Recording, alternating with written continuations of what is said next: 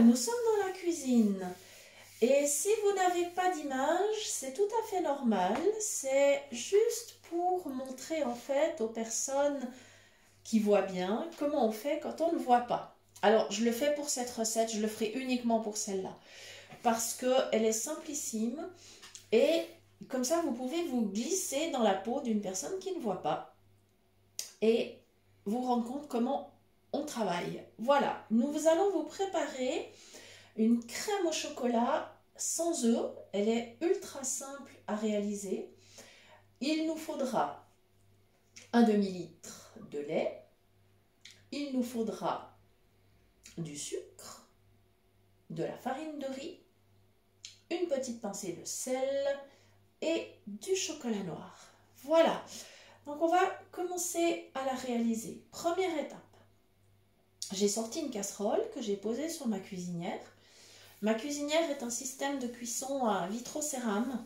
Idéalement, j'aurais préféré pouvoir conserver des plaques électriques.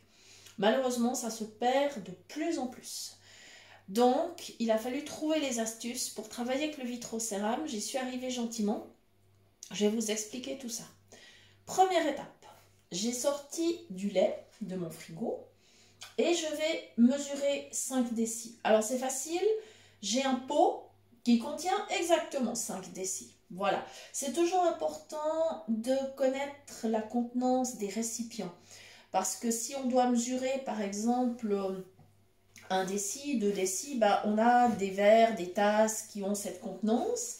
Et puis là, mon pot, il fait 5 décis, c'est très pratique pour réaliser cette crème. Alors, j'ai quand même pris une précaution pour ne pas mettre du lait partout.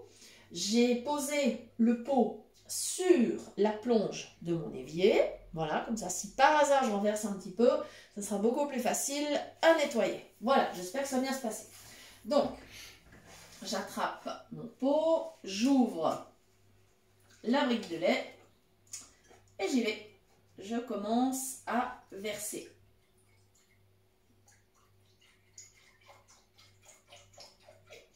Alors, je pense que vous entendez le bruit.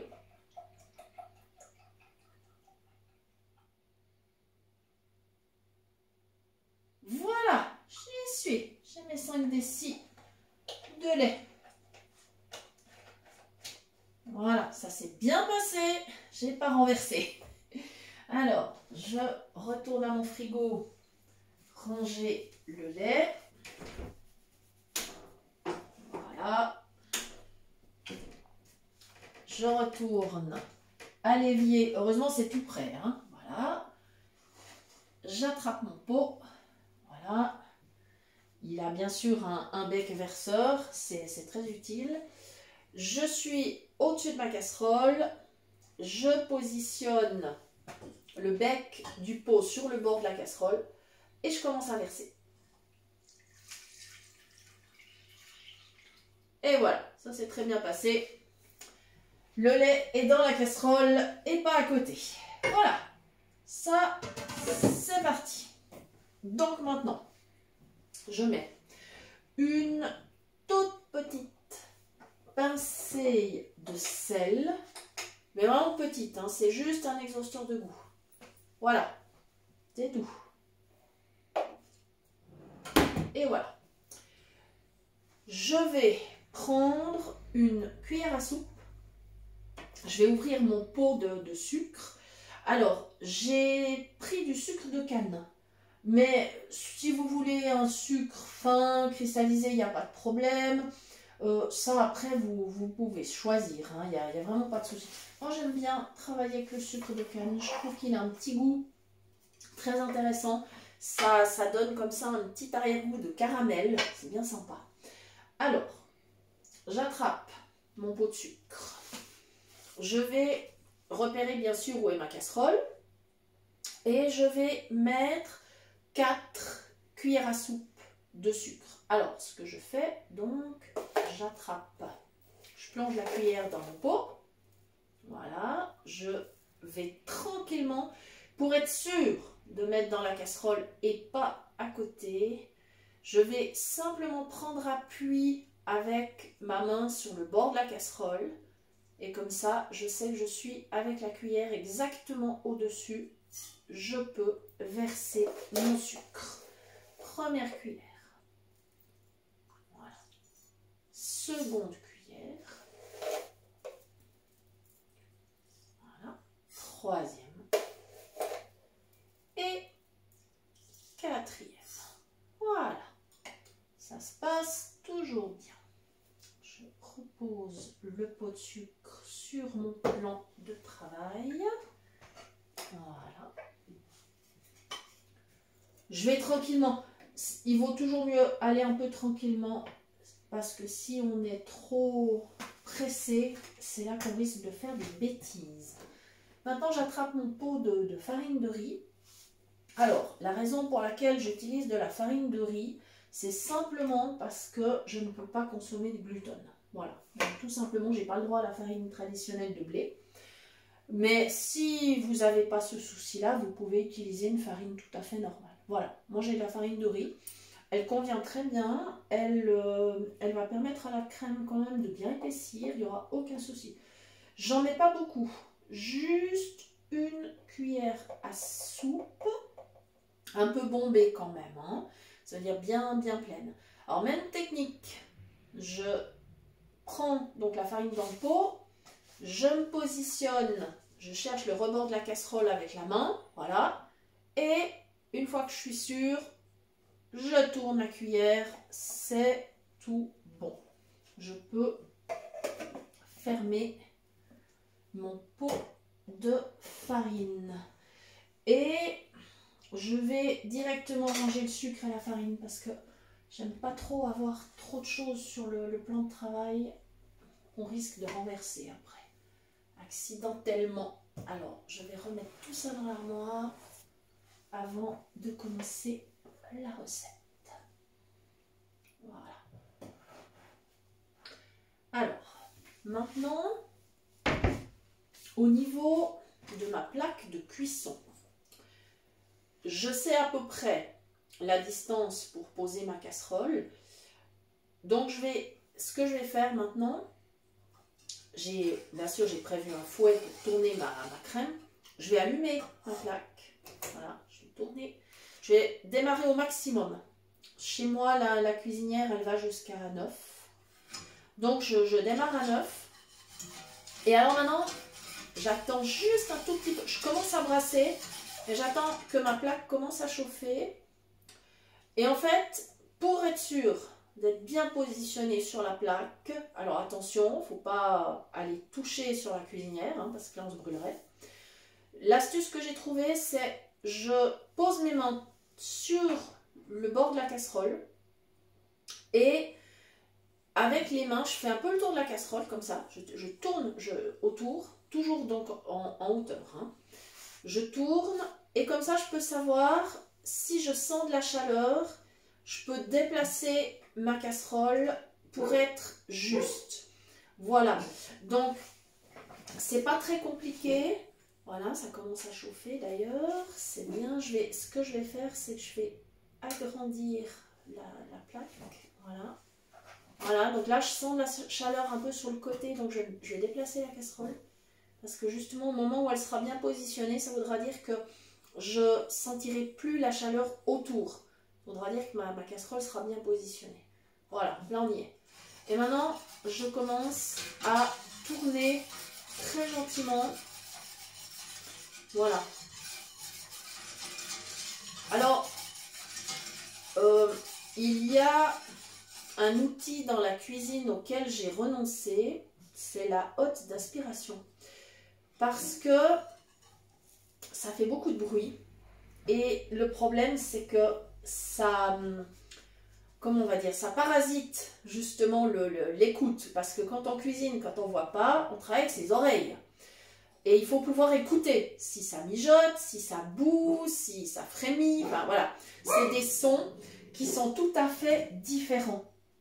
Ça, c'est mon petit chien que vous entendez. Hein. C'est pas un souci. Mopa, s'il te plaît. Voilà. Je pense qu'il a dû entendre un copain dans le quartier, sans doute. Voilà. Donc, je tourne.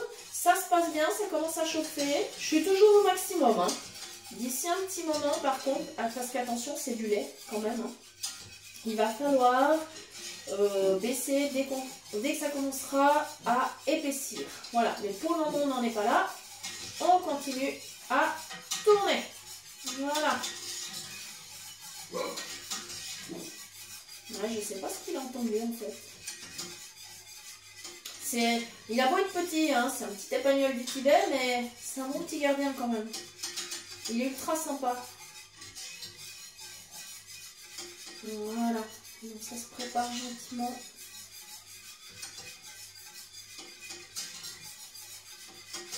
Ouais, le sucre est en train de bien fondre. C'est tip top. Voilà. Un petit conseil aussi, il faut prendre une casserole suffisamment grande et suffisamment haute. Ça évitera d'abord de gicler partout. Et puis surtout, le lait, ça a tendance à monter. Donc si on ne veut pas que ça déborde et se retrouver avec une plaque de cuisson toute encrassée, toute brûlée, ce qui est très compliqué à nettoyer, il vaut mieux prévoir une casserole de taille adéquate. Voilà, ça chauffe, ça commence à bien chauffer. Voilà, donc ça ce sont les petites astuces que je peux vous donner. Voilà. Bien évidemment, on fait très attention avec le manche de la casserole, pas le laisser en dehors de la cuisinière, parce qu'après il y a toujours un risque aussi de renverser. Toujours rester dans la prudence. Ah ah, ça commence à se préciser. Ça va commencer à épaissir. Voilà. Donc, moi j'ai mis de la farine de riz. Donc, si vous n'avez pas de souci avec le gluten, vous pouvez mettre une farine normale. Si vous êtes intolérant au lactose par hasard, vous pouvez évidemment remplacer votre lait par du lait de soja ou d'amande ou d'avoine, ce que vous voulez en fait. Hein. Vous pouvez d'ailleurs, les laits végétaux, on peut les préparer soi-même. Hein. C'est aussi faisable. Je pense qu'une fois on vous fera une vidéo sur le sujet. Ouais, c'est cool. Je sais pas si vous entendez. Ça commence à bien frémir. Non, je sais pas si vous entendez parce que c'est peut-être pas évident. Mais c'est en train d'épaissir. Je suis super contente. Voilà. Je vais... Ouais. Là, c'est cool, ça épaissit. Je vais éteindre la plaque. Hop, je sors du feu. C'est-à-dire que je pousse ma casserole. Et attention aux manches. Attention, pas renverser. Voilà. Surtout, n'allez évidemment pas mettre vos mains là où c'est chaud. Hein. Attention. Voilà. Voilà. Donc là, la consistance de ma crème, elle est super. Il reste une dernière chose à faire. Hein. Je vous ai parlé de crème au chocolat. Et j'ai pas encore mis de chocolat. Donc, je vais aller chercher ma tablette, qui est une tablette de chocolat noir de 100 grammes. Voilà. Je vais aller la récupérer. Et je vais l'ouvrir. Voilà.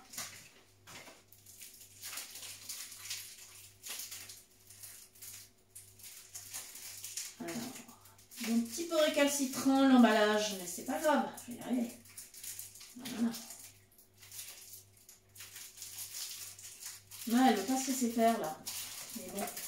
Ça y est, c'est bon. On a quand même eu raison là. C'est bon. On va pouvoir terminer notre recette. Voilà. Alors, voilà. Avec ma tablette, je viens au-dessus de la casserole. Voilà. Donc, comme j'ai déplacé ma casserole, pour ne pas risquer de me brûler avec la plaque qui est encore chaude, j'ai été prendre mon repère de l'autre côté de mon plan de travail, c'est-à-dire de l'autre côté de la cuisinière, et du coup, je retrouve ma casserole. Donc maintenant, je commence à casser mon chocolat. Voilà, vous entendez ça, vous entendez, je pense qu'il n'y a pas de souci. Et je le mets dans ma crème. Hop. Voilà. Hop là. Ah ouais, ça se passe très bien.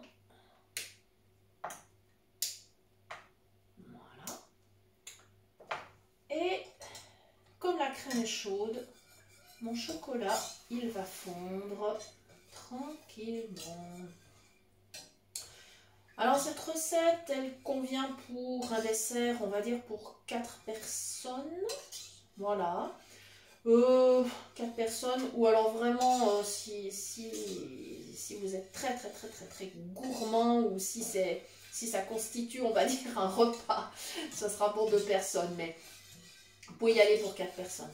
Vous pourrez même d'ailleurs, par exemple, une fois qu'elle est refroidie, la servir par exemple avec des fruits, avec des petits morceaux de poire, c'est délicieux, avec des framboises, voilà, il y a plusieurs fruits qui se marient bien avec le chocolat, donc pas de souci.